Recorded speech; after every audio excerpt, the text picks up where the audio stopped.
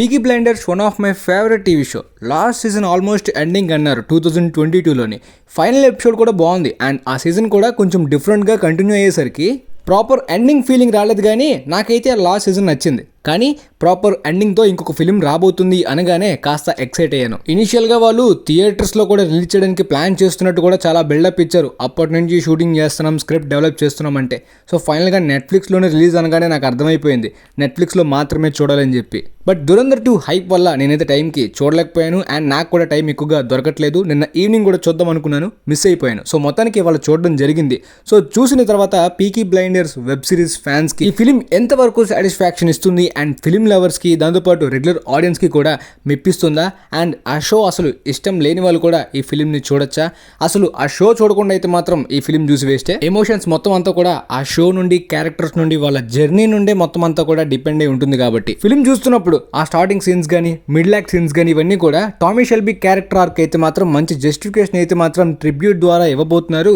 Season 6లోనే అది కంప్లీట్గా ఒక ఎండింగ్ లాంటి వైబ్ ఇవ్వలేదు, కానీ ఈ ఫిలింలో ఇచ్చేలా ఉంది అనే వైబ్ అయితే వచ్చింది. బట్ ప్లాట్ సింపుల్గానే ఉంటుంది, మరీ అంత కొత్తగా ఏమి ఉండదు. దాంతోపాటు స్క్రీన్ ప్లే కానీ, క్యారెక్టర్స్ కానీ అలా వెళ్తూ ఉంటుంది, కానీ మరీ అంత సర్ప్రైజింగ్గా, గ్రౌండ్ బ్రేకింగ్గా, మరీ టీవీ షో రేంజ్లో అయితే మాత్రం అనిపించదు.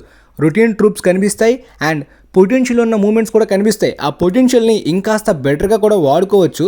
అంటే Tim Roth, Rebecca Ferguson and Barry Keoghan లాంటి మంచి కాస్టింగ్ అయితే ఉంది. బ్యారీ కోగన్ యొక్క పర్ఫార్మెన్స్ కూడా నాకు బాగా నచ్చింది. మంచి పొటెన్షియల్ ఉన్న యాక్టరే. అయితే రెబెకా ఫెర్గసన్ క్యారెక్టర్ అంత పెద్ద సర్ప్రైజింగ్గా ఏమనిపించలేదు అండ్ టిమ్ రాత్ క్యారెక్టర్కి కూడా పొటెన్షియల్ ఏమైనా చూపిస్తారా అనుకుంటే కంప్లీట్గా అండర్వెల్మింగ్ క్యారెక్టరే.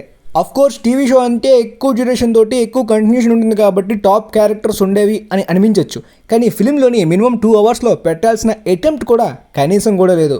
బ్యారీ కోగన్కి కాస్త జస్టిఫికేషన్ జరిగింది, బట్ టామీ షెల్బీ క్యారెక్టర్ ఆర్క్కి సంబంధించి రివీల్ చేసిన కొన్ని డీటెయిల్స్ అయితే మాత్రం పర్సనల్లీ నాకైతే నచ్చలేదు.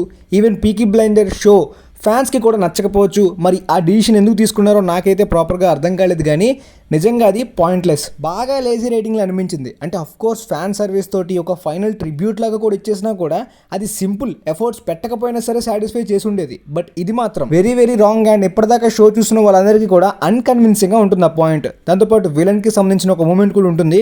ఆ సీక్వెన్స్ కూడా బాగా సిల్లీ అండ్ లేజీగా ఉంటుంది. లిటరల్లీ చెప్పాలంటే 2 అవర్స్ డ్యూరేషన్ ఫిలింకి సంబంధించింది కాదు, 1 అవర్ డ్యూరేషన్లోని ఒక ఎపిసోడ్, ఫైనల్ ఎపిసోడ్కి సంబంధించిన ప్లాట్ ఇందులో ఉంది. దానితో పర్ఫెక్ట్గా తీసుంటే మాత్రం మంచి ఇంపాక్ట్ ఇచ్చే ఎపిసోడ్ అయి ఉండేది.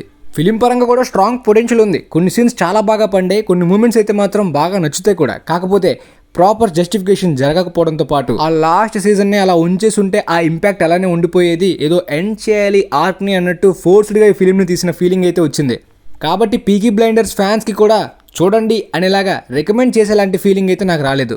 బట్ కొన్ని సీన్స్ అండ్ కొన్ని మూమెంట్స్ నాకు నచ్చాయి. అంటే అది కంప్లీట్గా ఫ్యాన్ సర్వీస్ ట్రీట్ లాంటిదని నేను చెప్పను. డ్రామాలోని ఆ పొటెన్షియల్ని వాడుకున్న కొన్ని మూమెంట్స్ బాగున్నాయి. దాన్ని అదే లెవెల్లోనే ఫిలింలో ఎక్కువ శాతం వాడుకుని ఉంటే మాత్రం మంచి ఇంపాక్ట్ ఇచ్చే ఫిలిం కూడా అయ్యి ఉండేది. అట్లీస్ట్ వాచబుల్, డీసెంట్, గుడ్ అనే ఫిలిం అయినా అయ్యి ఉండేది.